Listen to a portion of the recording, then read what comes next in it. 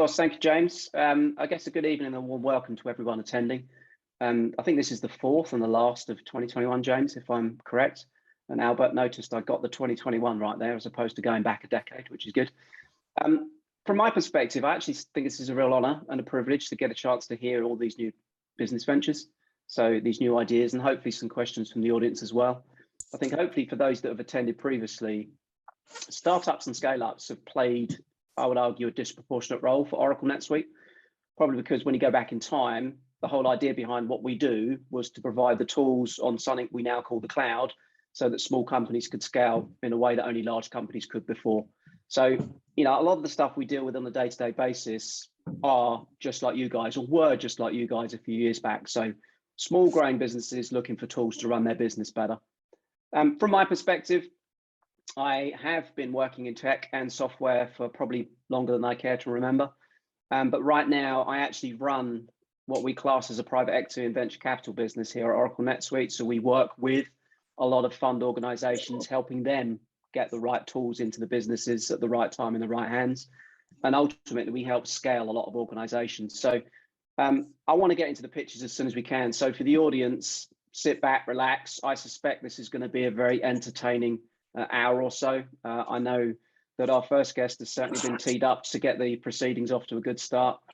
I think for those pitching, we know this is tough. Pitching's always tough. Getting a startup off the ground is tough, but hopefully this should be a little bit easier than what you may view on television, etc. So I wish everyone every success. Hopefully we can share some insights to help you get through the next stage. And James, I think we should probably get into the pitching and get the show kicked off. Absolutely. So Albert, no pressure, but we'll be coming to you very shortly. As mentioned, look, we want you to enjoy this as the audience, but we also want your input as well. So what we'll do is during each pitch, we'll have the chat open. So if you have any questions at all, feel free to pop them in there. And after the panel's questions, we may be able to fit one or two of those in. So yeah, just pop them in the chat and we can come to you at the end of each session. So look, let's go first to Albert for our first pitch. Albert is one of the founders of UnderPinned, who really support freelancers in their project management. So what we'll do is we'll go straight to your pitch video, Albert, and then we'll come back for questions.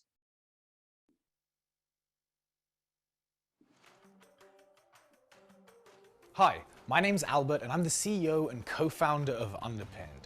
We're passionate about helping people build successful, thriving freelance businesses, turning their passion into business. No one's ever left education or full-time employment feeling confident about building a successful freelance business, yet hundreds of millions of people around the world are trying to. While most people in our market are competing for the sliver of value in established freelancers, we're empowering the next generation of freelancers through community, education, and technology. Freelancing doesn't need to be difficult, stressful, and lonely.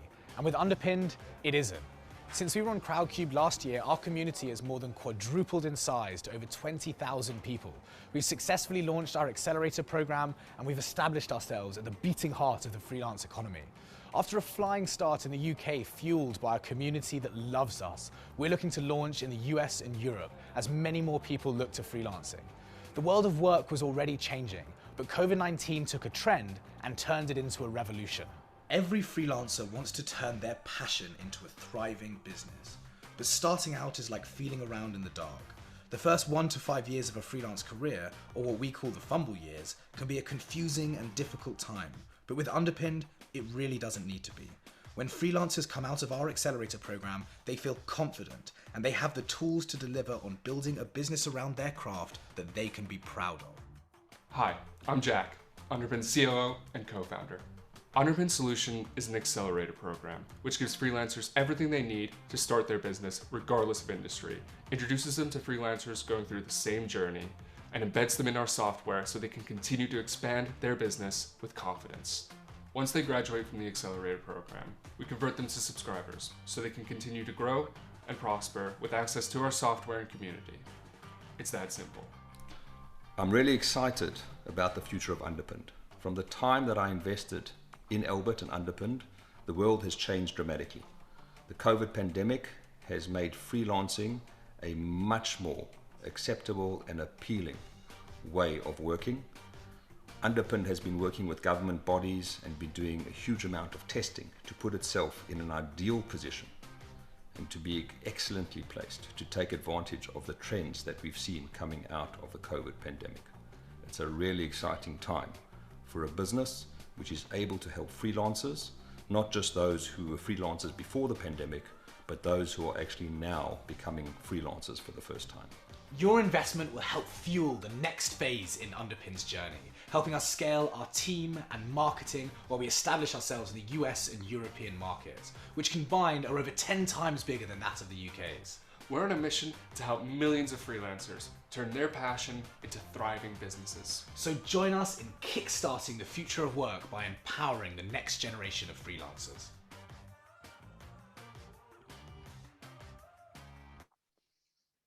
Boom, there we go. Very, very smooth, Albert. I like it. And I really like the first 3 years of self-employment being called the fumble years. I think a lot of people on this call will relate to that. So look, let's get straight into the questions. So Richard, let's start with you, please. Yeah, perfect. Actually, Albert, I checked out your website before viewing your video, actually, and you can always find something about a company's personality when you do that. And I particularly like the fact that you had a section on your team where you provide a little quote on each one of them. And I'm going to call out one here, which is, I think it's your marketing lady called Rosie, who the quote was, she's got perfectly sized hands for a Pringles tube. So I'm not quite sure whether that's a reference or a message for Pringles or not, but I liked it. So interesting space, right? So this is a freelancer space where we've seen the likes of Fiverr and Upwork go IPO a few years back now. And there's a bunch of industry specialist platforms out there as well. So I guess my question is, I guess it's a competitor / IP related one. So how do you believe UnderPinned space is different to those other players? And I guess what makes you unique in that space? Yeah, for sure. There are basically only three market operants in the freelance space. They are marketplace / recruitment firms, Fiverr, Upwork, the more kind of tailored people like TopTal. There are the project management software systems like Bonsai, Anko, Plutio. There's a few other smaller ones. There's also like the ones that are aimed at SMEs, but I'm ignoring them, people like Asana and Trello. And then you have like the financial solutions, which is mostly accounting, factoring, loans. All of them, so the marketplace have huge problems with attrition rates, people leaving marketplaces as they become more established, they're competitive on price, they look at low-skilled freelance work, kind of gig work, rather than freelance project-based work, which is significantly more valuable. And 80% of freelance work happens off those platforms. So UnderPinned A is ignoring those platforms for a second because we're capturing the work that happens off those platforms. Everyone else that operates within the sector targets established freelancers. Now, there are 2.1 million established freelancers in the UK, but there's a pool of 15 million who fall into the aspirational category, 90% of which fail in their first 1 to 5 years, the fumble years, due to a lack of capital to fall back on while they're learning how to do it. UnderPinned focuses on that segment. Now, for most people, that segment is completely unprofitable and untouchable, because if you spend loads of money trying to acquire users that then don't pay for your service for 3 years, you don't make any money out of them, which is why we focus on our Accelerator program, which is a higher ticket initial buy-in, £100 to £200, depending on which avenue you come from, which means we're day one unit profitable for every single user. So if 60% of our users dropped off and didn't use our subscription service, they would still be profitable users. The big business is obviously from the subscription service, and we see 60 to 80% of our Accelerator users convert. We have 3 segments that we focus on: early stage freelancers who go via this Accelerator program, established freelancers that we don't actively seek out but come directly to our subscription, and we're basically taking from those other market operants. And then finally, we have B2B. So we're working with 5 universities and the government currently, we work with Soho House and General Assembly, and we're about to sign partnerships with, we're aiming for 50 to 80% of British universities by the end of 2022, and then starting to look at US and European universities as well. So we're the only market operant currently looking at early stage freelancers, and with a business model that actually makes it sustainable to do, is my quick answer. That's perfect, thank you. Sorry. Great, and then Constanza, onto your question, please. Sure, thank you. Thank you, Albert, for the pitch. And I also must say that I really like the fact that you guys added subtitles to it. So that definitely makes it, more inclusive. I think that was great. My question is about the Accelerator program. So it would be great if you could share more details of how that works, the type of resources that you need to run it, and how do you see that scaling going forward? Great question. So firstly, on inclusion and diversity, that's like a massively important point to us. And one of the reasons that I'm so interested in the freelance sector is it's one of the few sectors that's a work-first format of hiring rather than a people-first format of hiring, which means you can give people way better access to opportunity. And our Accelerator program is offered for free through community groups, to diverse communities, women and non-binary people, through communities. So there's like a vetting system that's outside of us and as part of our ESG program. So in terms of the actual Accelerator program, it's 10 modules. The core things that it covers are how to create a commercial proposition, how to think like a business, how to build a portfolio that lands you work, how to find and engage with clients, how to manage your finances, how to do your pricing, how to increase your value and worth using insurances and contracts and stuff like that. So it goes through all of the things you need to do to build a business around your craft. Now, the actual Accelerator program is digital. Although we do it in cohorts, it's an on-demand service. The reason we do it in cohorts is having a community engagement massively increases the level of engagement of individual users. So we get people to go in at the same time, so they're all engaging with each other, but they can do it at their own pace. There are live aspects. There are live Q&As that we do that anyone can come to. And the largest webinar I've done is 6,400 people, which is totally unsustainable in terms of the number of questions that I got, but it was quite a lot of fun to do. And what we basically do is we separate people out into groups for live Q&As as things starts to scale up. But everything is accessible on demand. Now, the Accelerator program actually achieves 3 things. 1, day 1 unit profitability, which allows us to access the markets that otherwise we might not be able to access. 2, it teaches people how to use our software so they become our ideal user. And 3, it teaches people how to freelance so they're more likely to be successful. As I said, 90% of freelancers fail in those fumble years. 100% of people that have completed our course have gone on to get sustainable work within 3 months. Thank you. Thank you. Very clear. Pleasure. And just a reminder, if anyone in the audience has any questions, feel free to put it in the chat, but you will shortly also see a quick poll popping up in a minute to get your opinion on UnderPinned. So Sam, let's come on to your question, please. It's always tough going last because all the good questions are already gone. But Albert, thank you for your pitch. Thank you for your energy as well. You managed to answer both of those questions without taking a breath, which is incredibly impressive. I don't actually breathe. It's strong. My question really just revolves around the distribution strategy. I'd just love to know more a little bit about how you're finding freelancers, what the kind of costs associated with that are, and if there's any, kind of B2B partnerships or anything that you're working on, who kind of that really helps that kind of customer acquisition piece. Yeah, it's a really interesting problem because one of the issues that we faced when we first started UnderPinned is that there's no real central identification or association with any sort of body around freelancing. And the ones that exist were slightly archaic. One of the first things we did is created a magazine, and I very deliberately say magazine instead of tech blog because it's very important for us, or was important for us, to establish a brand that people associated with the process of building a business rather than any particular industry vertical. And actually, since that video has come out, I think it said we had 20,000 people in our community. That was for the crowdfunding, which was the start of this round in June. We now have over 70,000 people in our community. So the key distribution points we use are 3 points. So we have the B2C, which is done largely via social and via other forms of paid advertising, digital paid advertising, which happens hugely pushed through our brand associations. People know our brand, they know our content. Their first touch point is, oh, I know who UnderPinned are. I know they support what I'm doing. I know they understand me, and I identify and associate with their brand and culture. Then we do lead generation via webinars. And this is a really interesting point. So we really harness the use of live events as sales occasions. Because our main onboarding is via the Accelerator program, we can get people to these webinars. And to put this in perspective, in our most recent webinars, we're converting 20% of attendees to pay immediately a £200 fee for the Accelerator program. So massively high conversion rate. So the more people we get into those webinars, the more people we convert. So it goes content, lead, webinar, sale, and then internal ops, which generates the engagement which we need for them to convert to a subscriber at the end of the Accelerator program, which happens automatically unless they opt out. That's the main route. Then we have organic and referrals. So we engage people as ambassadors. Every cohort becomes mentors for the next cohort. We give people referral fees, and we get we had 100% of people say that they would refer us to a friend or family in every cohort we've run so far. We also use other kind of referral systems and brand ambassadors and work with communities. The final way is B2B distribution. So we worked out the really early segment were very difficult to acquire, or rather too expensive to acquire online, because they get so much offered to them for free and they get so much engagement. So I went direct to community groups and specifically universities. As I said, we've signed 5 universities for January, and every single university is paying us to onboard their students as part of their professional education curriculum. And as I said, I want to get 80% of British universities signed up to that by the end of 2022. And those are universities like UAL, London Met, Westminster. Those are the kinds of universities that are already signed up to that. And we're already talking to about 75 of 144 in the UK. Finally, we have like enterprise partners. We worked with Starling previously, if I'm honest.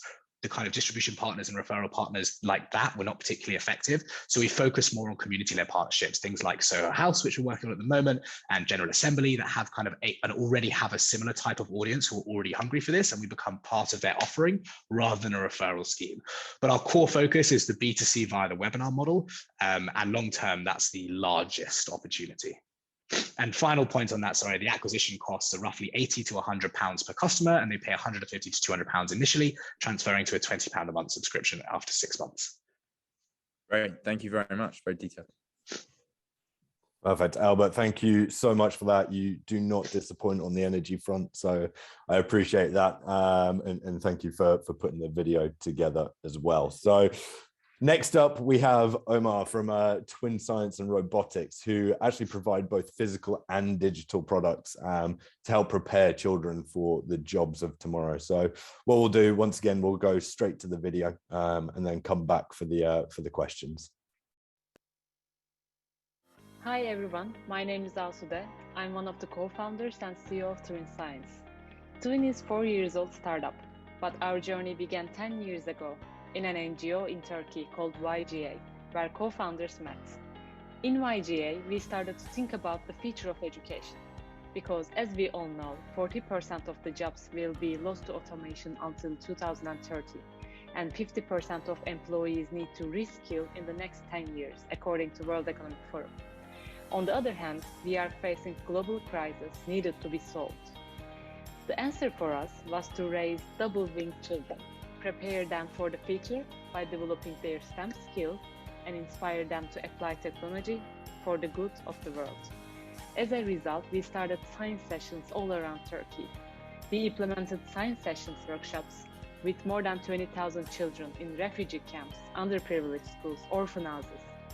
To use in those workshops, we created Twin as an educational toy and a new curriculum by integrating scientific knowledge with humanitarian values. After a year, we decided to broadcast an entertaining scientific TV show on CNN Turkish channel to reach more children. Me and Cihan, my co-founder, produced and hosted 14 episodes. It was the turning point for us. After receiving high demands from parents and teachers, we decided to spin off and launch the company. Currently, we have 6 different physical kits. These kits are Lego compatible, educational kits that teach children electronics, robotics, coding, and AI. We are selling those kits to school via distributors, to parents via retail and e-commerce channels, to corporations for economically disadvantaged schools. In 4 years, we made $4 million revenue. We are selling to 45 countries. However, we saw that the education need to be a hybrid one, neither just digital or physical, but a combination. That's why last year we developed our digital products, TwinApp. TwinApp is a digital school where children can learn feature topics, develop their soft skills, and create projects for a better world. And according to their data, we can provide a skill report to parents and teachers and show children's unique interest areas. We had 70,000 organic free users so far, and we have started monetizing our digital app 6 weeks ago in a subscription model giving access to premium lectures. We have reached 500 subscribers, and our target is to reach 3,000 for breaking.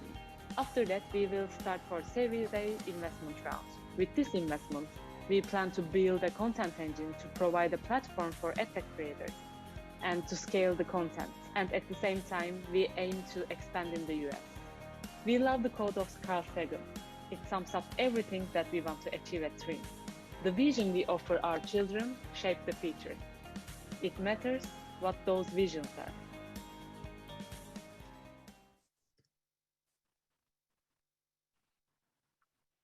Hello. Great, thanks for putting the video together, Omer. We're along with your co-founder of Sude, so we appreciate that. So look, let's get straight into the questions. Richard, over to you. Yeah, thank you, James. And again, thank you for putting the video together. I've actually got 2 school-age children, so got a keen interest in anything that's going to help from certainly a future educational perspective. It looks like, again, as you've pitched there, you've got a combination of things. So you've got an app, you've got a physical product, you've got a kit, you've got a bunch of service items as well.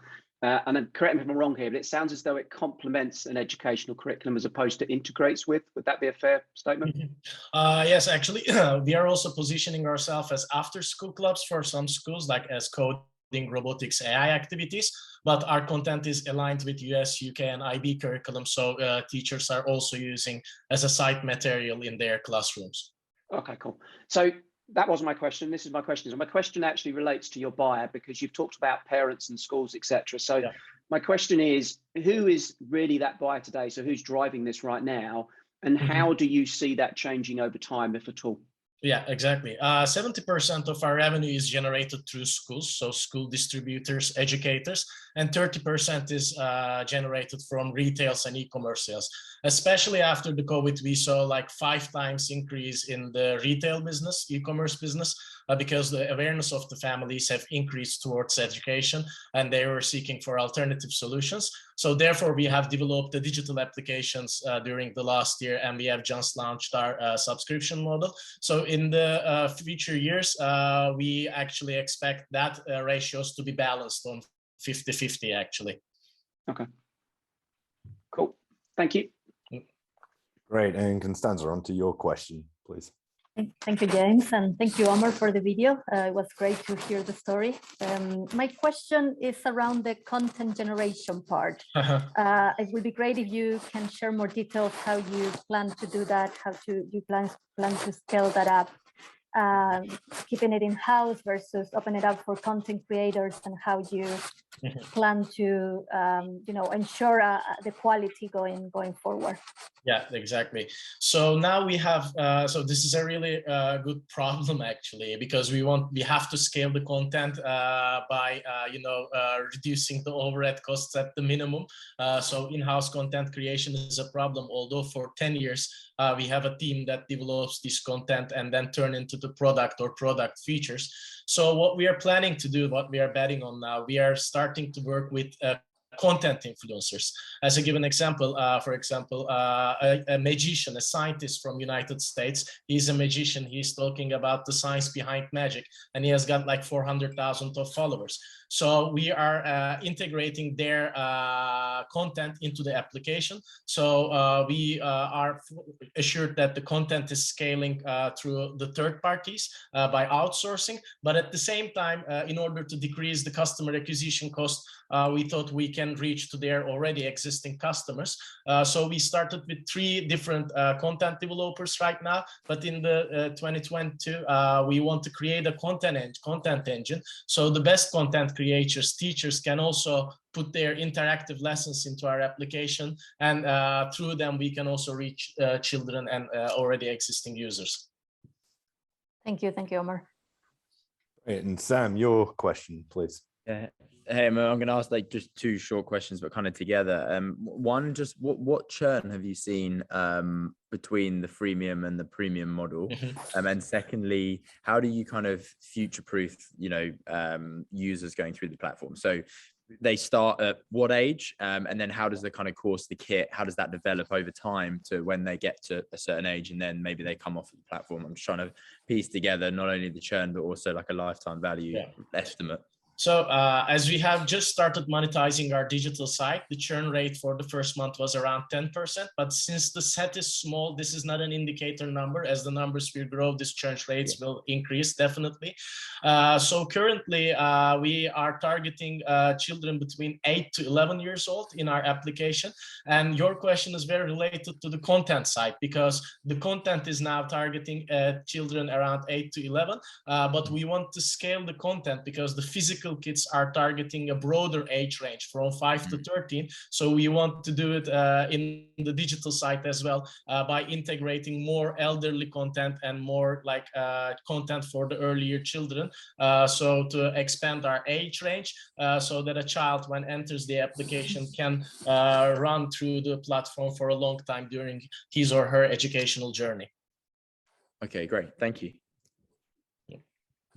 Perfect. Omer, thank you so much for that. Great video, great pitch. So thank you so much for taking the time to put it all together. So next up, we're going to jump on to our third pitch of the evening. So next up, we have Anthony, who runs Stashbee, who can say they are the Airbnb for storage, which is a nice, easy way of thinking about it. So yeah, as always, what we'll do is we'll go straight to the pitch video, and then we'll jump straight into the questions. Space has never been at such a premium. We own more belongings than ever before. People simply can't find enough space for it all. At the same time, there's 1.5 billion square foot of unused space across the country. That's why we're building the UK's leading platform for storage space. We came across Stashbee and we just thought, well, what a perfect solution for the space. You know, you don't have to do anything and the money just keeps rolling in. It's one platform for all your storage needs. The Stashbee process was extremely seamless. So it started out with just going on the website, picking out where I wanted to store my things, paying, which took no time at all, and it was cheap. So that's always really nice, and that was it. Stashbee, very clear, easy, user-friendly. As a small business, I could see who was in my immediate area and what spaces they had to offer. We ID check everyone who uses our service. We've also got in place an insurance policy, which is underwritten by Hiscox. I'm renting out my garage. The guest is very happy with the security. I've got the extra motion sensor in there and the ground anchor at the front. It's attached to my house, so I'm the extra security as well. We're rated 5 stars on Trustpilot. We've also launched a range of features for commercial and self-storage hosts. When we founded the business, we had a lot of spare capacity, and it was something that we looked to fill, and Stashbee seemed like the perfect partners to do this. The customers are already there, they're already verified, and they just start storing. We're aiming to be the #1 provider in the country by the end of next year. It was just such a seamless experience that it made it a lot less stressful to be moving. It's £150 a month and the money just comes ticking through. We've had 15 bookings. It's the easiest £1,200 I've ever made. We've been featured in the national and international press. We are building the #1 global destination for storage. We'd be thrilled for you to join us as we continue to grow and scale Stashbee. Stashbee is a great investment opportunity because it's a genuinely useful service backed by a really good management team. The potential for Stashbee on a global scale, I think, is huge. It will definitely work in the UK. There's no reason why it won't work in other countries. We're making storage space easy, convenient, and affordable for everyone, everywhere.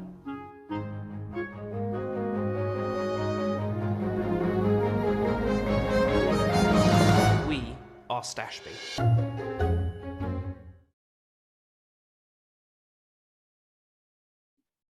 Very slick video and a service I desperately need. So thanks for that, Anthony.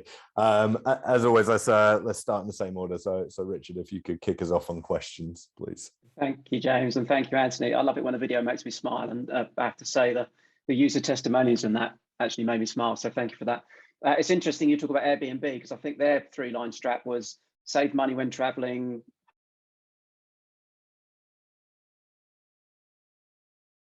Not sure about the culture one, but maybe there's development there. So I am a former user of commercial storage facility. So I did a house renovation a few years back.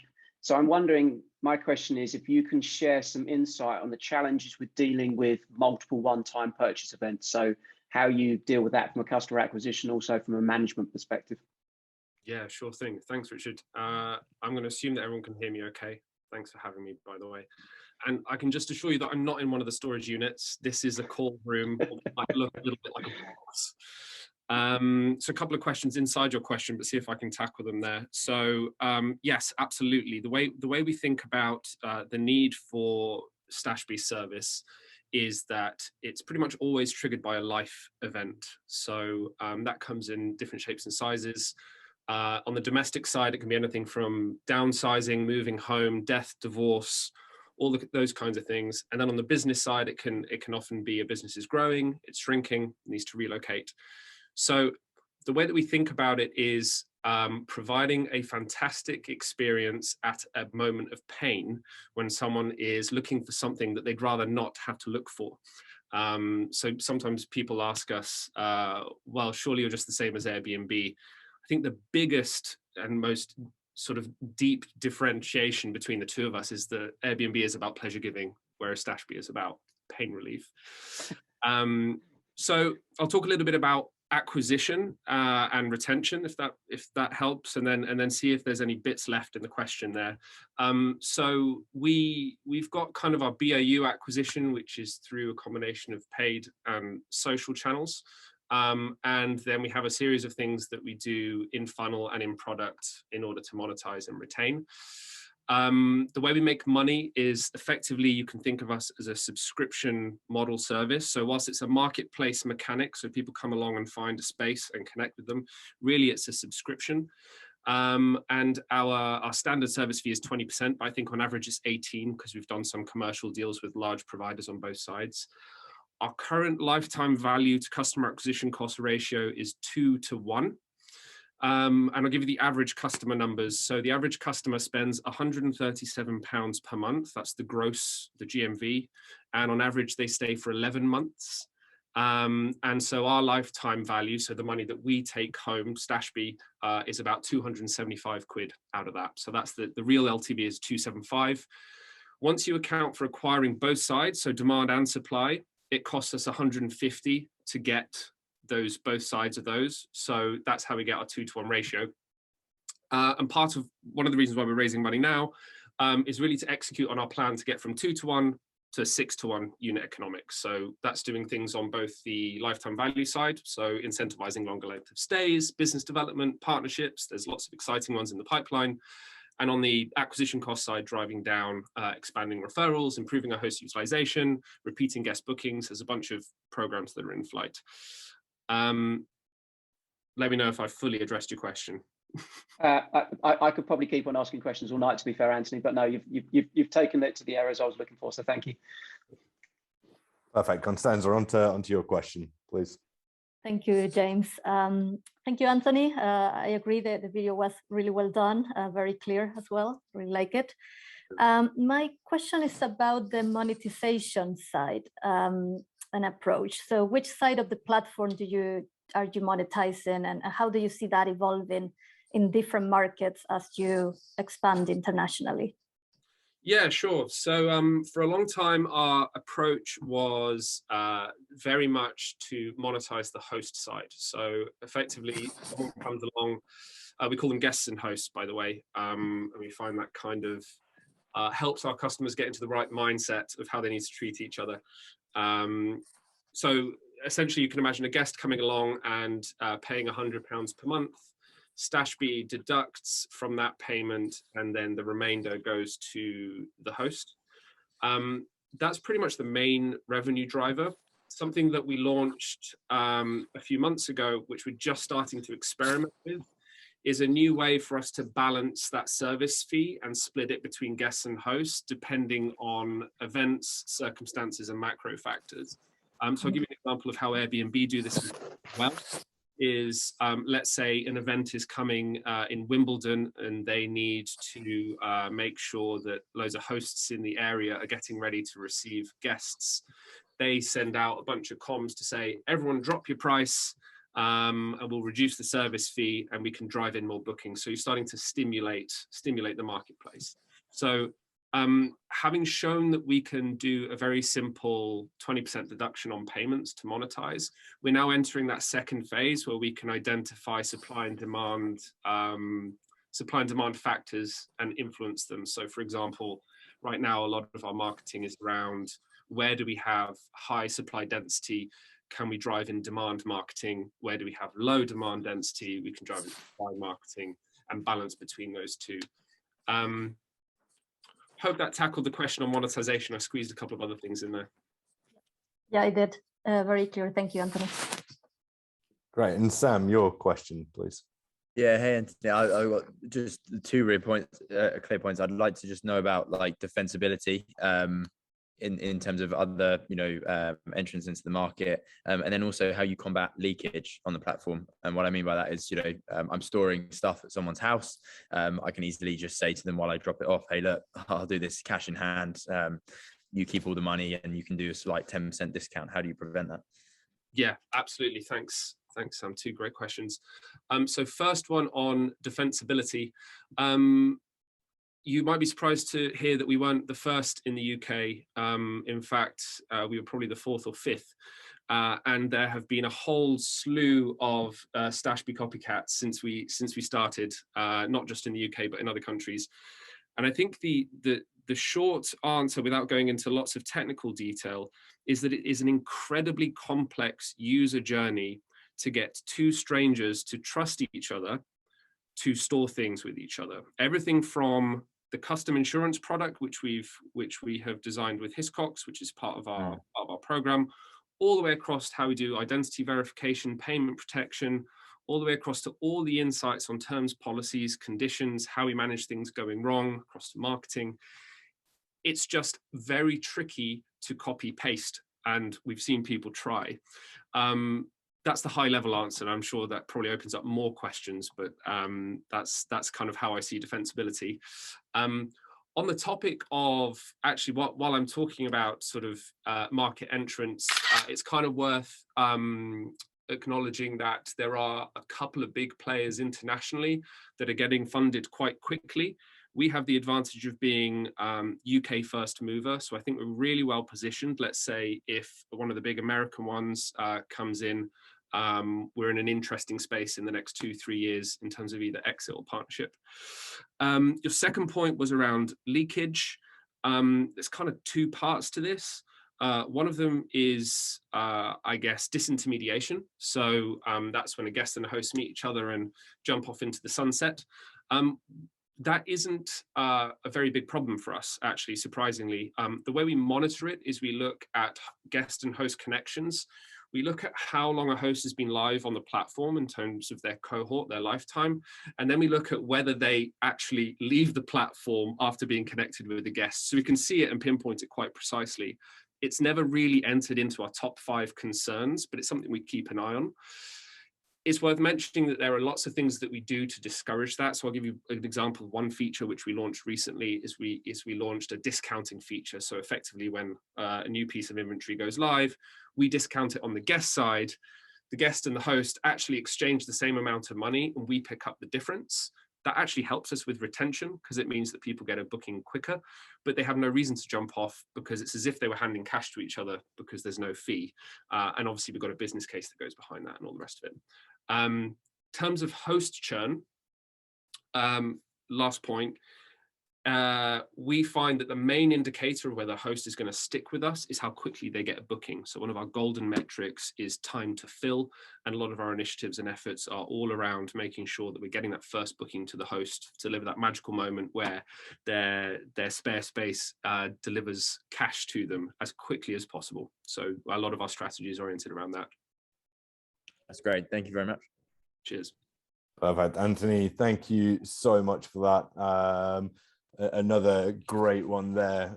Next up, we've got Greg, who runs SKOOT. Hopefully, many of you will have seen Greg's story as part of our documentary, Founders Changing the World. So hopefully the story isn't brand new to many of you, but great to see it in this different environment. So once again, what we'll do is we'll go straight to the video and then we'll come back for questions.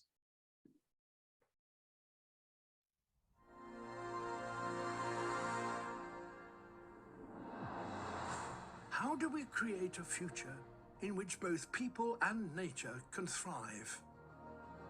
This is the biggest question of our times. In the next few decades, we need to do something unprecedented, achieve a sustainable existence on Earth. But how do we do it? But how do we do it is an amazing question. SKOOT is a platform of climate change, helping businesses and individuals reach net zero today.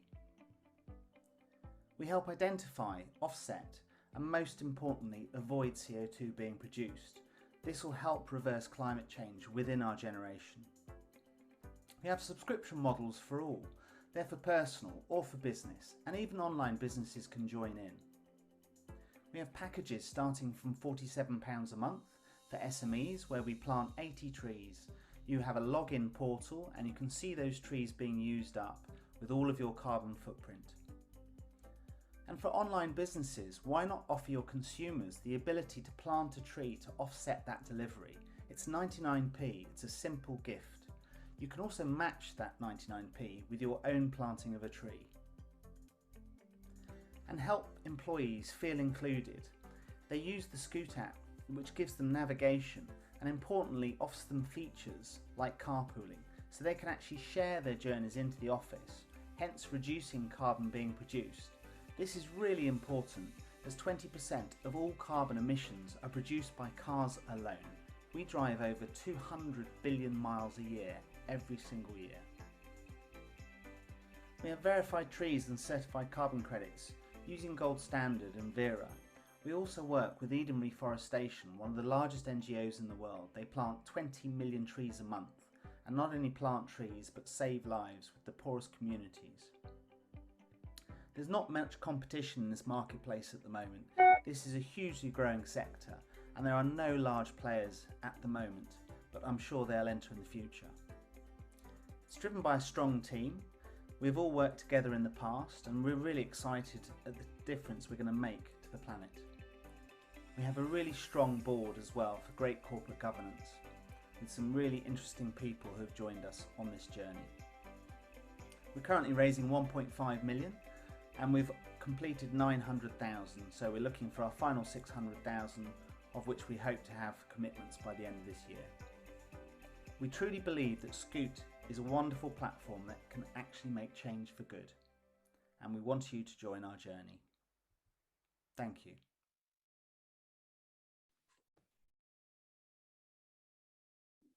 Great, Greg, I think you get extra points just for having an Attenborough cameo at the beginning there. So good work on that. So look, once again, let's get into the questions. Richard, over to you. Yeah, you stole my point actually there, James. So we managed to secure Sir David Attenborough, or whatever his latest title is, for your video. So well done on that, Greg. My question actually, you've got a car sharing element to this. So I'm actually going to focus in on a component, if I may, here, because I'm going to guess there are possibly some self-limiters in terms of the income from that model around regulation and things like insurance. I'm just wondering if you can expand on what your plan would be around that, and if there's any objections or challenges you see to operating at scale with that kind of element. Sure. I mean, the great thing about it is we can operate at a huge scale. So effectively with the carpooling, we operate under the Road Traffic Act 1988, Section 150, which actually applies about how you pay monies towards sharing a journey. So we actually limit the mileage to be paid at 45p a mile, and you can't actually go outside of that. So in other words, it exists under your existing social, domestic and pleasure. So there's no change to insurance whatsoever. And, you know, as soon as a company comes on board, whether they've got 100 employees or 5,000 employees, they can segregate it either into divisions or office locations. And then within the app itself, you can actually car share with each other, depending upon, you know, what the company sort of perceives being optimal in advance. Okay. Thank you. Right, and Constanza, onto your question, please. Thank you. Hi, Greg. So thank you for the pitch. I see a bunch of use cases in the video. And my question then is, which one do you see as the most promising one, or the one that you've generated more traction so far? And linked to that, then what will be their ideal customer profile then, the customer segment that you will be targeting the most? I mean, I think the whole space of ESG is something that's going to massively expand. I think it's become the #1 point of the agenda of most companies now, and it doesn't really matter the size of the business. So from our point of view, we wanted to become the one-stop shop. There are various companies that offer carbon calculators, and then you can offset. Now, they are the ones that are being accused of sort of greenwashing, because they're saying, right, effectively, you carry on doing what you do today and you can buy your way out of it. Now, our important thing is the avoid piece, where actually, 20% of all carbon produced in the UK is from cars. So if you can actually share some of those journeys of getting to and from work, that's fantastic. We'll also then have a marketplace where you can actually get renewable power from our partners, and even down to sort of getting a good deal with an EV. So there is quite a number there. However, our main focus today and our initial start is working probably with the online businesses who can have a simple plugin, because we all order online. All of us order online. That's a proven fact. Over 85% of people spend a lot of money online and have deliveries every day. And I don't know about you, but my household, like, it can be like 3 times a day where Amazon knocks on the door. It's absolutely crazy. And I'm going, but it doesn't make sense. How can that be efficient for the world? And if I was paying every single time I ordered online 99p and actually offset by planting a tree for that delivery, it would make me feel more comfortable. And I want to get into the mindset of the population about everyone doing their small little bit, because that is how we'll help climate change in a generation. If everyone does that small piece, like, it'll become expected about every time I order online, I'm happy to plant that tree. And that's what we want to try and create. And so for me, it's about getting the mindset of people just stopping and thinking in a day. Online businesses to start with. I mean, simple, the other things we're targeting are like a green service charge for hotels and restaurants. When your bill comes, it has the discretionary 12.5%. Why not have a 99p for planting a tree for the food delivery miles? It can be optional, you can take it off, but how many people are going to actually take it off? And for me, it's about doing those little bits that people don't mind. Thank you, Greg. Very clear. Right, and Sam, your question, please. Yeah, hey Greg, I just want to know about like stickiness really from the customers, because I've seen a few platforms, in a similar sort of space, not offering exactly what you're offering, but what they struggle to do is actually make this tangible to people. Planting a tree is great, but I don't know where it is. I can't see the damn tree. Like, I know nothing about it. So therefore, why do I care? I know there's a big problem, but it doesn't feel tangible to me. So, and I feel like that impacts stickiness. So how do you overcome that? That's a brilliant question. How do you make it tangible? And that is really important. So we work with Eden Reforestation. We have our own dedicated site in Tudor Creek outside of Mombasa. It's 2,216 hectares. And we work with a community that is there. They are dedicated to planting the next 1 million trees for us. And we can have direct interaction with them. We fly drones over every 3 months so we can see the impact we're making. And actually, when you plant a tree as an individual consumer, you can then log in and you can actually see your tree. And that for me is really important. You have to have that connection. And the reason I love working with Eden is that actually they're nothing about planting trees. Their strapline is plant trees, save lives. So they work with the poorest communities in the world. So not only are you achieving your CO2 becoming net zero, but actually you're helping people, the poorest communities in the world who have nothing. And actually for me, that's really special. And I want to get that affiliation and that tangibility back where you can actually see your trees. I want to get videos from these communities saying, thank you for planting a tree with us. We're sending them laptops, we're sending them bikes, and we want to get that real tangibility. And for me, I think that is a massively important part for the business. Okay, thank you. Thank you. Perfect. And Greg, just a couple of questions in the chat for you as well, more around how you see the future of carbon offsetting. Do you see it as effectively a global survival tax? And going forward, do you think this is something that is effectively going to become compulsory for businesses? Well, to be honest, there's already something called the CET, which is the carbon emission tax, which applies to certain sectors.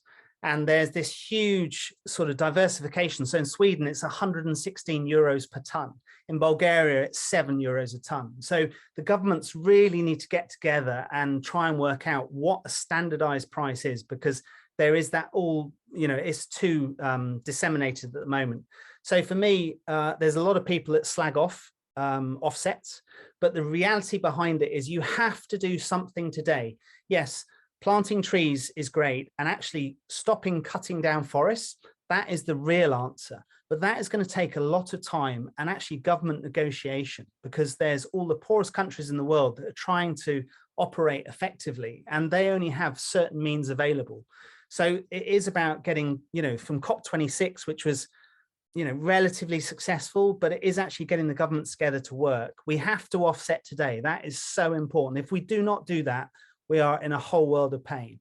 But the long-term goal for certainly SKOOT and for other businesses is trying to reduce your footprint, and everyone can make that difference. There was a TikTok sketch by Lee Evans taking the mickey out of turning his TV off standby, saying, oh, I'm creating climate change because I haven't turned my TV off standby.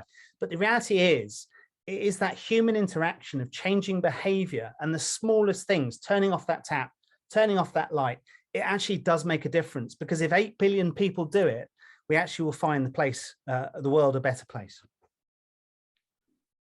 Great. Thank you so much for that, Greg. And now, unbelievably, once again, onto our final picture for the evening.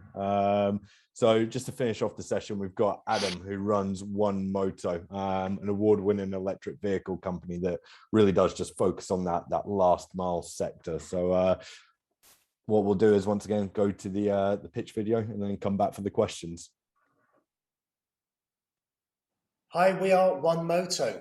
We're also the first generation to be affected by climate change and the last to be able to do something about it. We look at the problems we address: environment, profitability, time and safety. And then the last mile sector, which is 90% of our business focus, operators are in a price war. High fuel spend globally, as well as the CapEx versus OpEx considerations. We reduced the OpEx by around 74%, increasing the safety and welfare of riders through data, as well as having a positive environmental impact. If we look at the market size, there's 37 million motorcycles on the roads in India, which is 15,000 in the UAE. And if we look at that in terms of potential revenue and volume of sales, $224 million over the next 3 to 4 years, focused on the commercial delivery market. We've got global vision, 100 cities by 2028, as well as 1 million vehicles sold. And on the right-hand side are the primary markets that we're channeling. How we're achieving this? We've got Biker, the all-electric delivery bike, 2 passenger vehicles, as well as Deliver and a range of e-bikes. Next year, we go into production with our 3-in-1 MOTO, which is a one frame using fully sustainable and recyclable materials. And in the past 12 months, we've expanded from a forecast 5 territories to 21. All of our vehicles are interconnected and highly data-driven. The business model: currently, direct sales, lease to own and franchise partnerships. Next year, fleet leasing, battery as a service, as well as many others. We've got really strong 6-year growth. By 2028, we'll be selling 1 million vehicles globally. This year, we're proud to announce we've already broken even. And what makes us different? We have multiple vehicle forms where others don't. Fully certified, and we won 5 awards over the past 12 months. By the end of this year, we'll have applied for 7 design patents, as well as signed the first EV manufacturing plant right here in the UAE. If you compare us to other brands, over the past year and a half we've been in operation, we're expanding to 5 different countries. We've got 10 vehicle forms with a very highly effective team. If we look at that team, we've got a local team in the UAE, as well as an international team based in UK, India and Australia. So we're currently seeking funds. Our pre-Series A is set at $10 million. And how does that get deployed? The marketing, defensibility, technology, enhancing our app, as well as the structure of our dealership network. $10 million with a 2-year runway will generate $100 million in revenue, generating a $2 billion valuation. We're committed to a better tomorrow. Thank you very much. I'm Adam Ridgway. We are MOTO.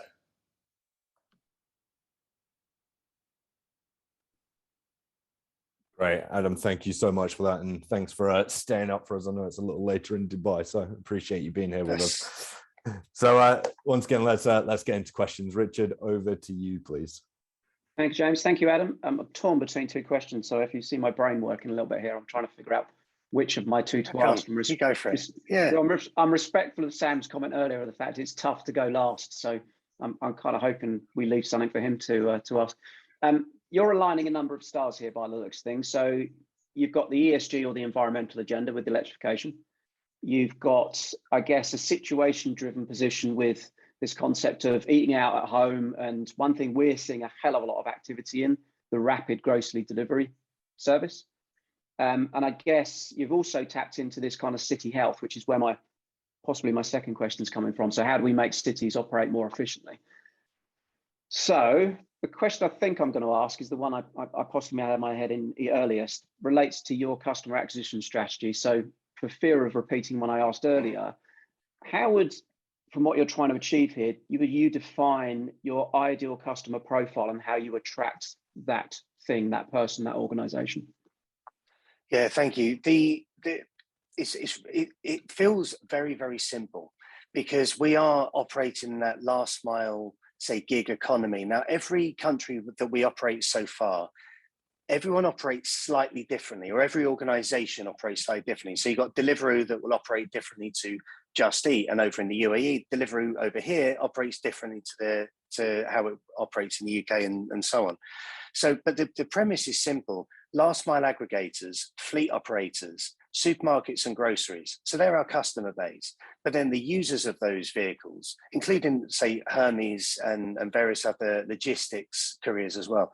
But the users of those vehicles, if we make that make the vehicles very affordable for them, and whether you care about the environment, which only 40% of our customers do, 100% care about the commerciality of it.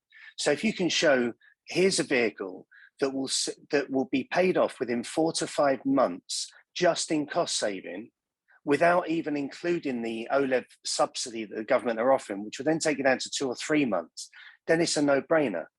And that's where the customer acquisition is going to securing partnerships with the likes of the big food delivery aggregators, offering incentives of, here's a modular electric vehicle that's highly convenient, it's affordable, there's the experience, there's the data, there's the rewards, and everything else goes with it. We offer that. And then it's just a champion of, like, a coalition of who funds it. And not every aggregator will fund, although in Dubai, yes, there is that CapEx, but there's always the OpEx consideration or sometimes preference. But if then we offer a finance lease partnership, so we have one with HSBC over here, there's a couple of other companies, Avis and one called Massar Solutions. So we just roll that as a copy paste in every territory we operate. That's where hopefully that's where the answer to your question is. No, it's very helpful. Thank you, Adam. Perfect. Constanza, over to you, please. Thank you, James. My question actually was quite similar to yours, Richard, on the go-to-market strategy. So since that was partly answered, my follow-up question is, how do you plan to prioritize the different international markets? Because linked to what we just discussed, the routes to market might be slightly different, and regulation is different, and therefore how you need to educate your customer might differ as well. And I saw in the pitch that you plan to go global really fast and target a bunch of different markets. So can you share more detail on your rationale to prioritize in those different markets? Absolutely, thank you. So yeah, it might sound a little convoluted, but I'm going to answer every single point, I promise.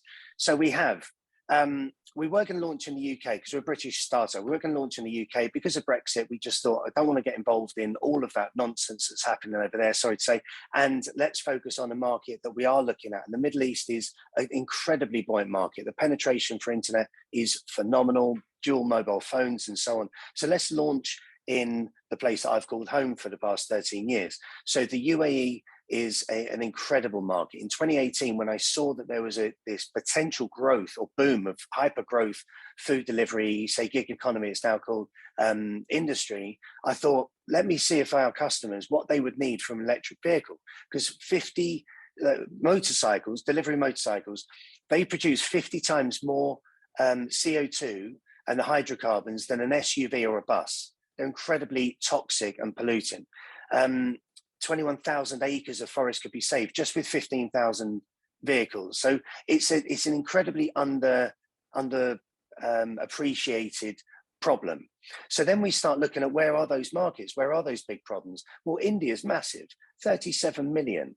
Pakistan, 20 million, 1.3 million in the UK. Now in the UK, you'll have some riders that will be using them for, say, private and commercial work. So there's that dual usage there. You've got some university students that will be using it just to pay for their university. Others take it on full time. Then you go into Europe and Asia, where two-wheeled vehicles are used a lot more. Then it sort of makes sense to start prioritizing where these markets are to enter.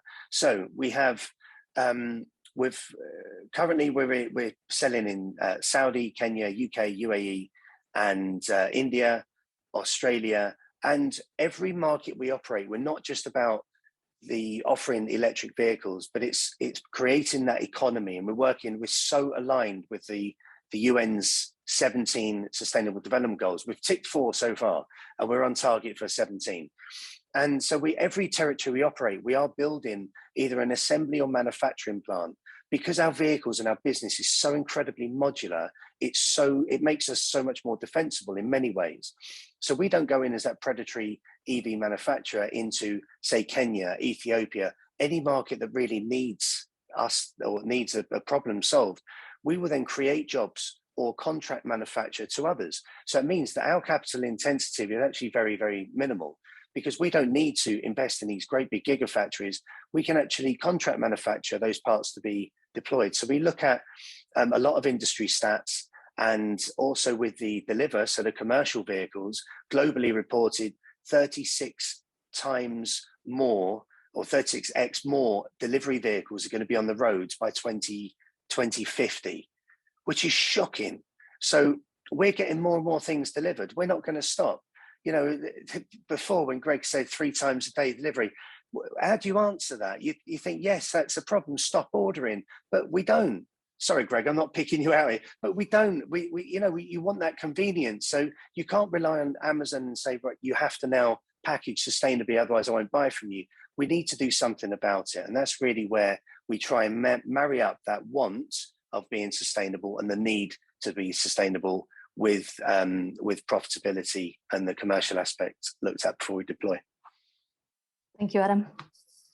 Right, and Sam, that was succinct, right? Sorry, guys.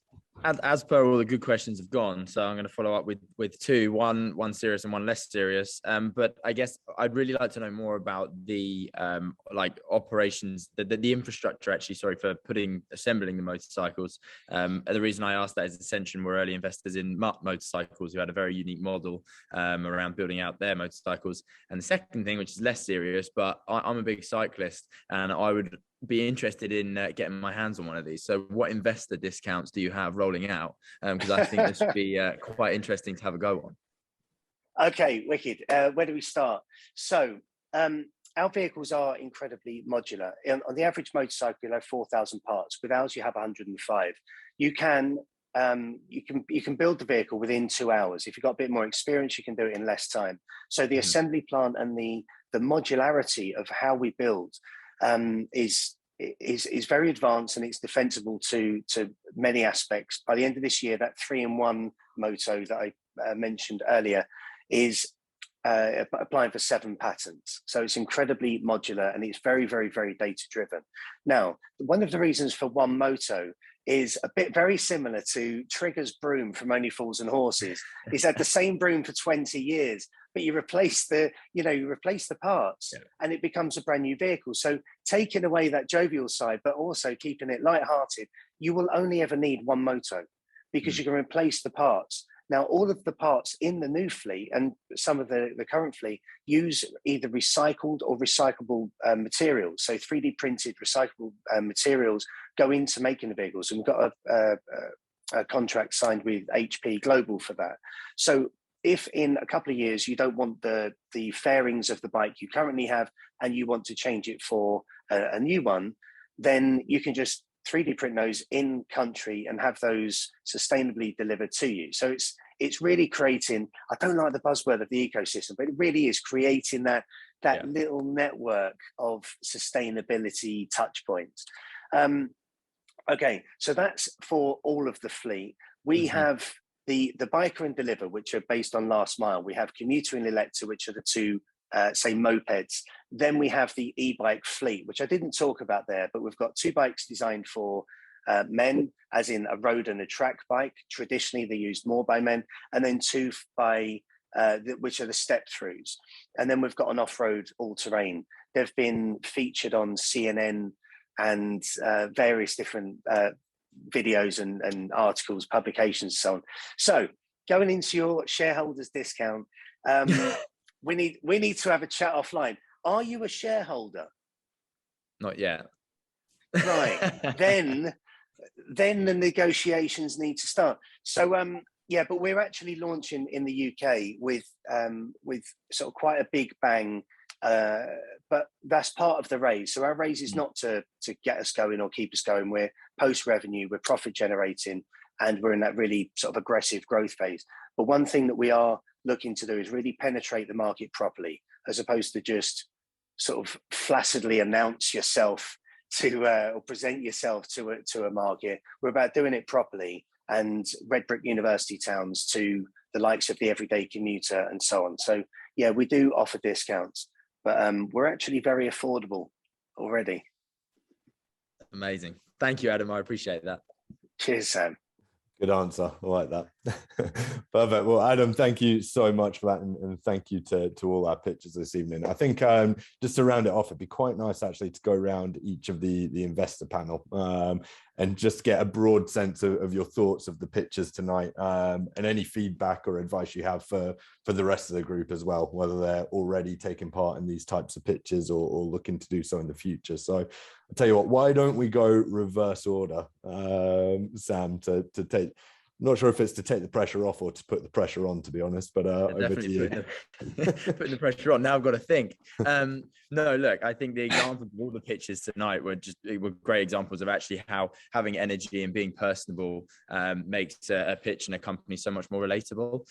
So actually don't forget that human element when you are pitching. I thought all the companies were, in terms of coming across from different verticals, very clear in their explanations, very clear in their answers as well. And obviously it's really tricky when you get a certain time window or kind of limited to a video there. So no, I would just say, as I kind of echoed before we even went live with everyone here, just always make pitches personable and remember that you're pitching to a human as well as an investor. I realize I'm just on mute there, but yeah, Constanza, how about yourself? Thoughts on tonight's pitches as well as any advice? Yes, I echo what Sam said. I think the pitches were fantastic. The videos were really well done. All the questions were answered really well as well. So yes, in terms of advice for the pitch, I don't think I can add much. Obviously, prepare and make a good presentation. And I think that I would say then is don't forget afterwards to continue to build a relationship with the investors and get to know them and treat the pitch as a conversation to really understand if the investor is really getting you and if the investor is really somebody that could add value to your company and somebody that you could work with in the long term. Great. And then Richard, again, not sure with the most or the least pressure on this, but over to you for yours. Yeah, I'm fairly relaxed, James. Thank you. One thing I would say, guys, is I wrote a note down here earlier, which was energy. If there's one thing that came through in every single one of those pitches, it was energy. And I think the other thing I would say, and this is something I say quite frequently, is stories really paint a picture. And I think if there was one thing again that came through in every single pitch today, there was a story there. And it came through authentically. And I think almost tapping onto the themes of my other two colleagues here on the panel, that makes such a huge difference when you're interacting with people. If you can tell that story, you can tell it authentically and you can take people on the journey, but give them the idea of why they're going there and how they're going to get there. So I think, come back to that story. How you tell that story is such a powerful thing when, you're doing what you guys are doing, which is asking people for money to help make your vision come to life. So, huge congratulations on that. Great, and that about wraps it up for the evening. So I think we really saw just how prepared all the pitchers were, particularly in their answers as well as the video. So massive thank you for them, and thank you to our panel as well. I should also say a special thanks to Richard, Dave, and the rest of the team at Oracle NetSuite for making this evening possible. But no, once again, thank you for all of you for giving up some of your evening. I hope you found this really valuable. This is our last pitch night for the year, but we will be back next year with further pitch sessions as well as other sessions, both in person and virtually, but hopefully more and more we will get to see you face to face. But for now, have a wonderful rest of your evening, and we hope to catch up with you very, very soon.